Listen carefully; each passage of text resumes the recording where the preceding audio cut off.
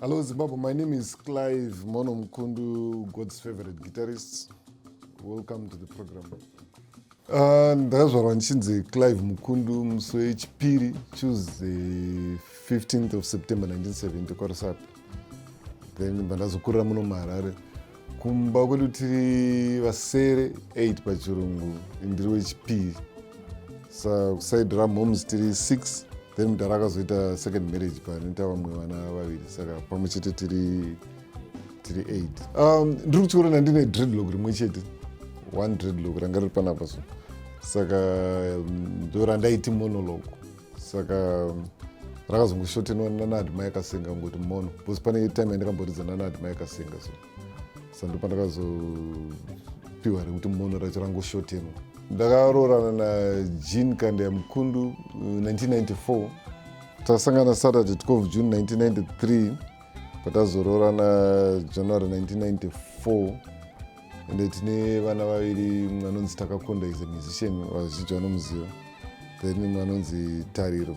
Tariro ndowa 1994. Then Takakonda ndowa 98.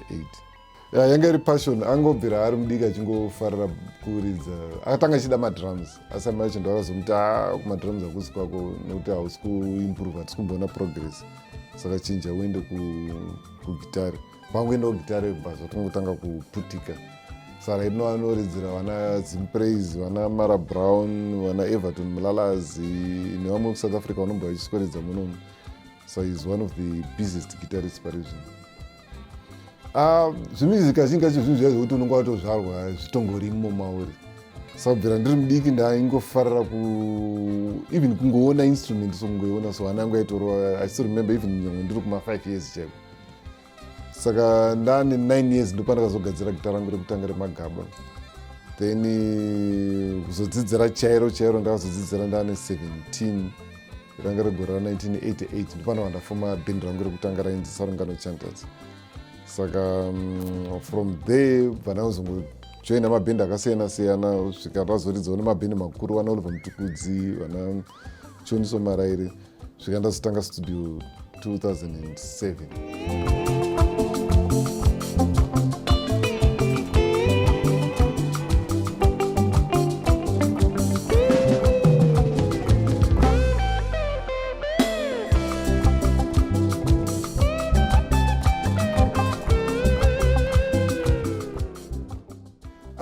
Ina anozomonyopeswa usolo sterek nokuti pandakatanga 1988 pabhendi rangu rekutanga ndabva ndaudzwa aiwa hausi munhu wekuimba, hausi wemavocals.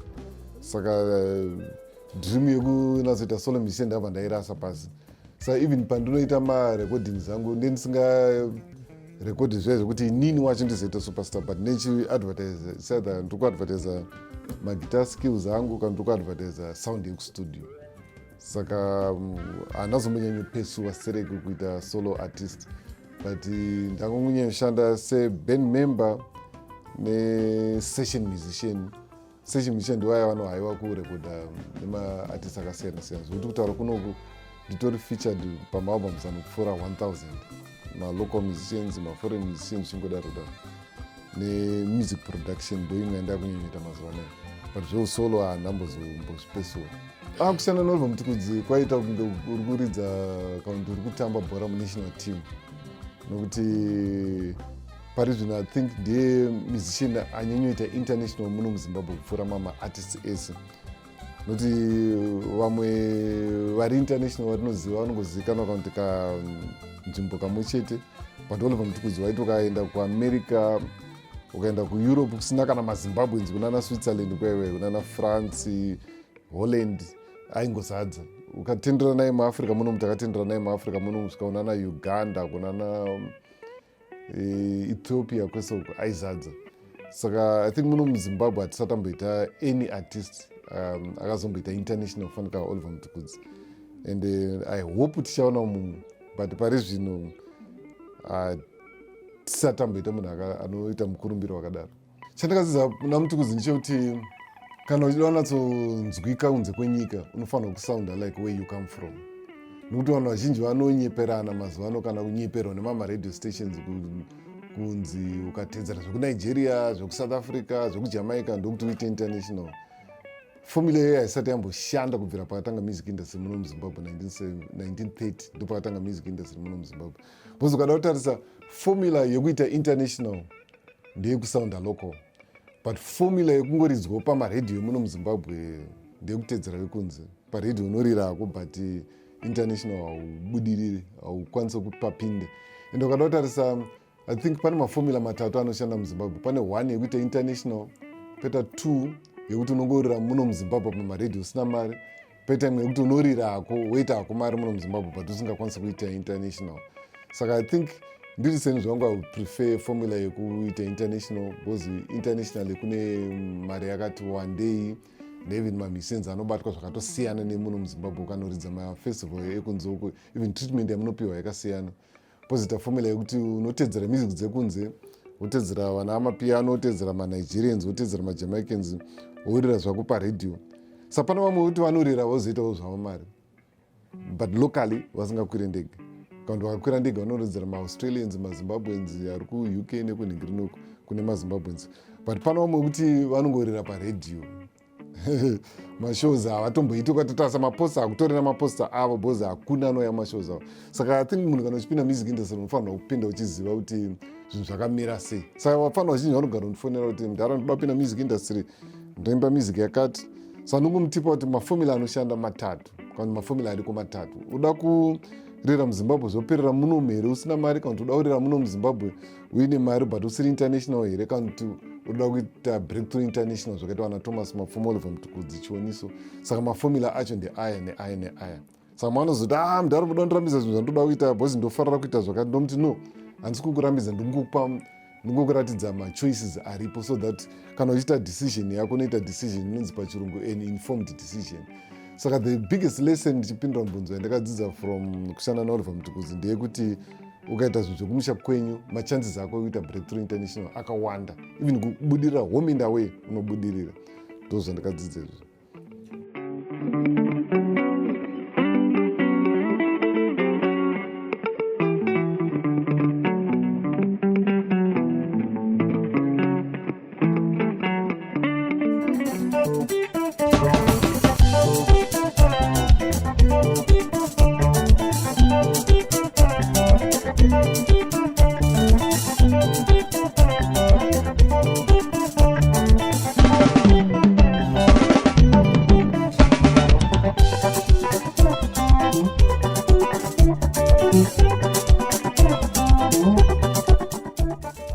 Chinoitika kuchikoro, kana uchienda kuchikoro chemusic, chikoro hachise chipo muauri chaugara usina.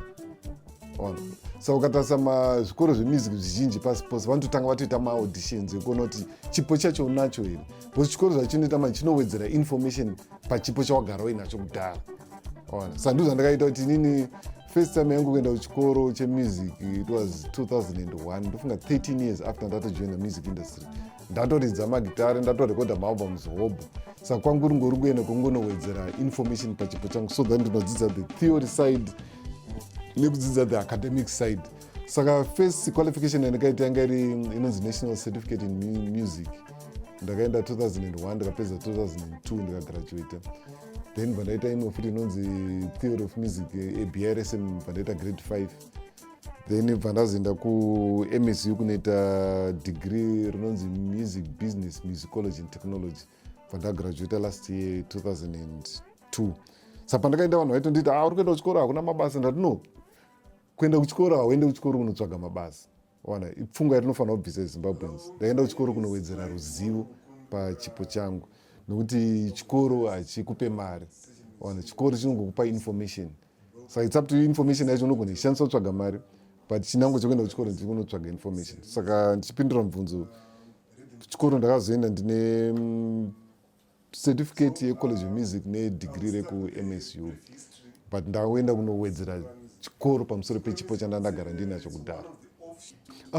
Ukatarisa pamasocial media platforms angu nditone maprograms andinawo ekuti vanhu vanonga vachibvunza nezvemusic, vamwe vacho mamusicians, vamwe vacho angoriwo mafans emusic anenge ada kungoziva kuti zvakati zvinofamba sei. Pasocial media platform pangu itongori dedicated to music education chete, kuti panotone a number of different programs. Imwe inonzi Ask Mono yekuti vanhu vanongobvunza mubvunzo, imwe inonzi How I Played It yanotsanangura kuti song yakati ndakairidza sei, imwe inonzi How I Produced It yekuti ndechidzidzisa vakupinda muproduction kuti unoproducer music sei. Then pozito pamwe panoshedzwa kumaseminars, like the last one ndakashedzwa kuMusic Crossroads kuti ndisikotsanangura about music industry panyaya yetouring, kuti kana munhu achida kutowa anoita sei around the world. Pamwe ndakashedzwa kuti ndisikotsanangura zveband management, kuti chinonzi band manager chii, basa raband manager anoshanda chii, ndachiita zvipi kushanda kwaanenge achiita naartist. Saka ndine maprogram akawanda ndiri kuita chinyarare. Kupinda music industry kwagara hakusi nyore worldwide, not muZimbabwe chete. Zvinozongosiyana chete nechekuti kunze kwenyika breakthrough kana yaita unongori mari svino. Muno muZimbabwe breakthrough kazhinji kacho pamari apa panotinetsei because of economy yedu, because of mamiriro ekunze, environment. Muno hazvinyanyi kubhadhara sterek sekubhadhara kwazvinoita kunze, but kutanga kupinda zvakambotinetsei because kare kuti unzi warekodha maienda through maauditions, ainzi maauditions ekuti munoridza pamberi pemaproducer muchiridza live, mukatadza modzingwa, ende mamusingadzingwe zviya zviri polite, kava nazodzinga chaiko kuti wanga vari kudzinga imbo. Then kunzi muzonzi marekodha hapane paine mutambo, zvokuti ndakapinda music industry 1988, but uzotanga warekodha that was 1992 chaivo. Pamapedza kuti aingodzingwa, but taita zvekuti ukadzingwa utanga unatsotera kuti okay vati ndigadzise pakati, uenda unopagadzirisa. Then by the time ndakazosvika una 1992 ndakatopolished zvokuti from that time ndopano ndangotanga session week kuti ndandakuhaiwa nemamaband because ndandaprunwa, ndatrainwa maauditions ataingodzingwa. Saka kupinda music industry it was not easy. Mazano zvaanyore because mastudio awanda and mukwanisa kungotenga laptop ungozvirekodha ega mumba, but kudhara kwainzi kustudio rinenge torizi huge corporation kune mazimachine kuti unzi muno muZimbabwe chemo tati tingori nestudio imwe chete, one company chete yairekodha. Saka mese mairwisa kuti munokwanisa kurekodwa naivavo, kana usina kurekodwa navo paRadio hauriri. Saka zvanga zvakaoma. Saka ndichipindura mubvunzo, it was not easy kupinda music industry. Pane mamwe artists vanongondida as a guitarist chete, havatombodi ndiproduce music yavo, vanongondishedza ngoscoridza gitare. People like wana Janet Manyu handisanamuproducer, but marecordings ake mazhinji ndindomuridzira. Wana Celebration Choir, wana Chichi ndangovaridzira gitare chete. Then pozita vamwe vanonga vachindida as a producer, because zvinoitika paproduction manje every producer ane kwaakasimbira. Saka pane dzimwe music dzandakasimba kuproduction, like music dzine chiAfrican mukati, like chimurenga music yedu muno muZimbabwe, afro jazz, sungura ikokoko. Saka zvinongodependa nevanhu. Pane vamwe vanongoda kuti ndingomixa chete music yavo, vanonga varekodha kungounza kuno for mixing, havandishedzi pakuridza, havandishedzi pakuproducer, vanongondida for mixing. So I think in short ndingori package. Saka munhu anosarudza chaaroda kuti anhaura pandiri. Kuproducwa kwaitwa music before digitalization kwakasiyana nekuproducwa kwaitwa music digitalization. Kuproduce music kwemudigitalization inonzi pachirungu hands on, yekuti producer zvaakufanira kuita zvawanda kupfuura zvaaimboita kare nguva yeanalog yayo. Saka usually kazhinji kacho the biggest the most common setup ndeyekuti artist anouya asina band kustudio. Then iwe producer manje unongofanira kushanda naye, ndiwe unofanira kutsvaga kuti song yake iri mugenre ipi, iri mutempo ipi, chinonzi tempo speed, arikushandisa chord progression ipi, ende paroda bassline rakaita sei, paroda makeyboards akaita sei, uri one. Saka pfungwa dzako dzofanira dzitori munhu ari very musical. Saka chinoti mazano kuti munhu aite producer asingakwanisa kuridza is totally impossible. Unofanira kuti uchigona kuridza especially makeyboards, uchigona kuprograma madrums, uchigona kuprograma percussion. Saka producer autotarisirwa kuti aite zvinhu zvakati wandei pane maproducer ekare. Saka the process yacho kazhinji kacho artist anouya okuimbira. Saka paari kuimba papaya ubva watotanga kutonzwa kuti okay, song yake I think tempo ndeyakati, drum nderakati. Motanga madiscuss kuti chaari kuda chii pamusic yake, utsanangura kuti kuda kuti ive yakarerekera kwakati, yozodai. Wotanga kuprograma kuti the drums. After the drums woridza kuti makeyboards. Iyo kuimbira monzwa kuti zvekupindirana here. Then mozowedzera flashes. Then kana aine mari yekuti pauye masession musician, ndopakuuya masession musician manje mamwe, let's say anoridza bass, but paanosvika song inenge yatoshepeka kudhara, watozvishepa iwe saproducer. Then wowedzerawo bass guitar, kana muri kuda another keyboard player, pouya another keyboard player. Zviriseni zvakundofanira kuti paite vanoridza vakawanda, so that my ideas anowanda. Saka pasazongoita my ideas emunhu one chete. I know kuti maproducer mazhinji anofanira kuridza zvinhu zvese ega ari one, but ini ndokwanisa kuzviridza zvese, but ndofanira kuti paite pfungwa dzevanhu vakasiyana-siyana, so that music inenge yakati pfumei chana.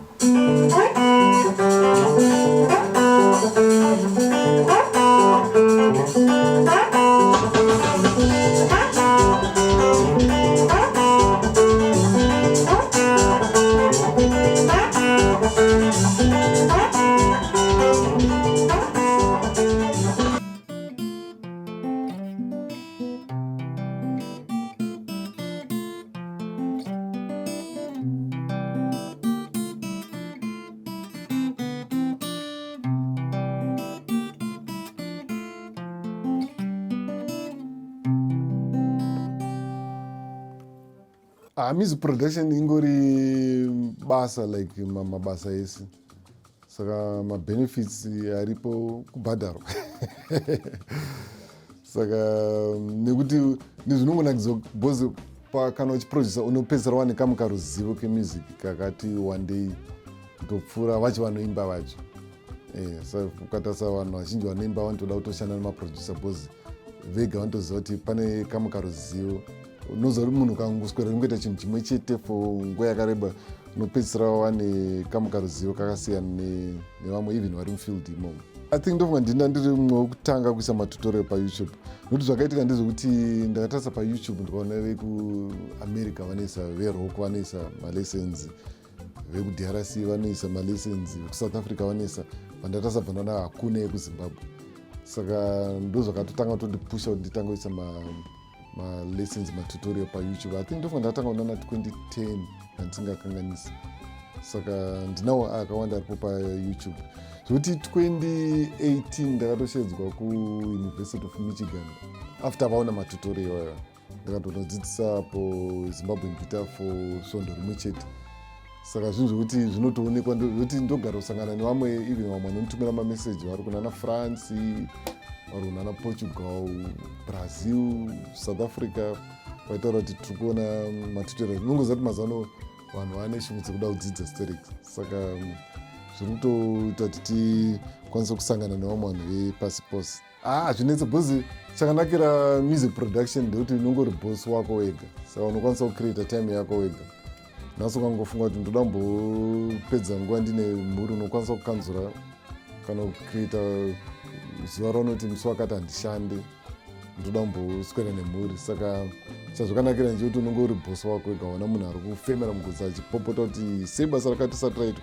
Bhozi kandida kurelaxa ndofarira kungonoona mamabhendi achiridza kana kuona madocumentary emamusicians, kana zvingori educational zvekudzidza, but zvichidzidzisa futi zvakarerekera music. But still ndozofarira zvangu kuona zvinhu zviri educational like world history nemadocumentaries, ngoziva kuti African history yakamira sei.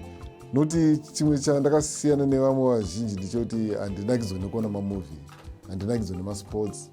Zvekuti bhora inoti varume vazhinji vanofarira bhora stereki, but ini zvakaramba manje nemasports. Saka panzvimbo yekuona masports, panzvimbo yekuona mamovie, ndofarira zvinhu zviri educational zvinodzidzisa zvekuti ndakadzidza something chitsva about nyika yeKenya, ndotonzwa kamuka kwakunakirwa, so ndabata something chinyowani. Because gore rapfuura ndakawina inonzi lifetime achievement yandakapiwa neZimbabwe Music Awards, mazima. Of course it's an award inonzopiwa vanhu vakafa kazhinji kacho. Saka ndangofarira kuti at least ndakaipiwa ndichiri mupenyu. then biggest achievement imhuri kuti ndakwanisa kuraisa vana. Yeah, I think those zvega zvingataurika. Pari zvino music industry iri kurwadza nekuti upfumi hwenyika hunomira zvakanaka. Saka right now kubatika kwemari chako kuri kunetsa. And unongozoti mamissions anorarama nechange. Because hakuna munhu anobhadhara mari yekupinda mubhendi kumba kusina hupfu. Ende tikatarisa even mari dzekutambirwa navanhu right now, vanhu vazhinji mari dzavari kutambira dzishoma shoma. Saka izi result even kana kuti kushow muchaji $10 chaiche vanhu vanozhamba kuti kuri kudhura. But ukaenda kuna America, show one inenge chichaja vanhu vanenge vachipinda kana vachibhadhara ma$350 to $500 kupinda mushow one. Ende isingapedzi 2 hours futi. But muZimbabwe vanhu vanenge vada kuti uridze pungwe for $5 yabhadhara. Saka ifanira kuti kunatsoitika kwemari muZimbabwe mari yacho inonetsa. Ende pane tumwe tuma elements tweindustry yemusic tunozivikanwa nevanhu varimo chete, like panyaya dzemari ipapo. Saka vanhu vazhinji uzovatsanangurira kuti music industry hamuna mari nokuda kwezvakati, zvinonetsa kutsanangurira munhu anenge audza kuti no, hamusi business minded, hamusi kunatsodai mukadai munhu wese anenge aifunga kuti ane masolutions. But mamiriro akaita music muZimbabwe environment iripo right now inonetsa kuti unatsoite mari. Kada kutarisa pasi pose whether kuAmerica kana kupi, hapana kana chakanaka chambobvira chabuda pamadrugs. But hamunoti chinozoita kuti vanhu vafunge kuzodaro chii, ende hamunoti dambudziko richingagadziriswe sei. But pada kuongororwa kunzi vari kuapinza ndanani, because usually kana muchidhila nedambudziko hapadi kunanga kumafruits, panoda kunanga kumaroots, kumidzi. So I think pada kunatsongororwa kunzi vari kuapinza ndanani. I think ndo magadzirisiro ekutanga, ndo the first ningirini way yatingagadzirise dambudziko racho. Because at times tikurapa masymptoms tisingarape problem yacho chaiyo. Advice I think ndingatanga nekupa advice kuvabereki. Nokuti kuvabereki vazhinji mumazuva ano vari kuita dambudziko rekuti pachirungu pane inonzi raising children. Then pane vamwe vazhinji vatingangoti vari kuita maintaining children. Varingopa vana zvavanoda, but havasi kuraisa vana. Kunonzi kuraisa mwana, kurera mwana, kudzidzisa mwana, kupa mwana mavalues eupenyu. Muno mukapinda mwana muno mutikati mwana yakakudzwa zvakanaka, hatisi kutaura fees yakabhadharwa kuchikoro, hatisi kutaura hembe dzakapfeka, tiri kutaura hunhu. Saka vabereki vazhinji manje havasi kuwana nguva nevana yekupa kudzidzisa vana hunhu. The biggest advice ndinogara kutaura every time ndeyekuti talent is not enough. Nokuti vazhinji vanofunga kuti kana uine chipo zvatovharana. But in the music industry, strategy is everything. Unogona kuita chipo, but ukasanatsoronga strategy yako muchi unoramba uchingotendera, unofa wakabata chipo chako so.